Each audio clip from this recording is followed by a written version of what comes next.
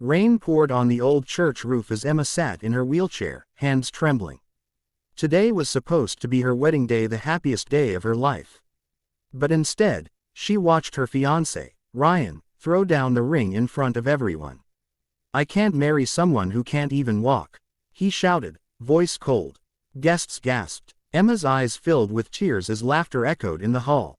Her father had passed away, her mother was gone, and now her heart was shattered. Everyone whispered pity behind her back, but no one stepped forward. She tried to roll her chair out quietly, her dress soaked, her makeup ruined. She thought her life was over, until one man's voice stopped her. "Wait." A deep voice cut through the whispers. Everyone turned to see a tall man holding a little girl's hand. His name was Daniel, a single dad who worked as a carpenter in the same town.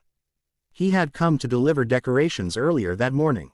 "You all should be ashamed," Daniel said firmly. "A man who abandons a woman for her condition isn't a man." Ryan scoffed. "Stay out of it. She's not your problem." Daniel walked up to Emma, kneeling beside her. "Maybe she's not my problem," he said softly, "but she deserves respect. And love doesn't see legs, it sees hearts." Emma stared at him, speechless, as his daughter handed her a small flower. "Daddy says strong people smile through pain," the little girl said. Days later, Emma couldn't stop thinking about that moment. Everyone else had forgotten her, but Daniel hadn't. He began visiting her workshop. She painted custom designs to earn a living. Daniel helped fix her ramp, refusing any payment. "You've already paid me," he said with a grin. "You smiled." His little girl, Lily, adored Emma and often brought her drawings. Slowly, Emma began to feel alive again. She shared her dreams, of designing prosthetics for others, of building a center for people like her. Daniel listened, admiring her strength. What Emma didn't know was that Daniel once lost his wife to an accident that left him broken inside. But through Emma's courage, he was healing too. One afternoon, Ryan returned, regret painted across his face. "Emma, I made a mistake," he said.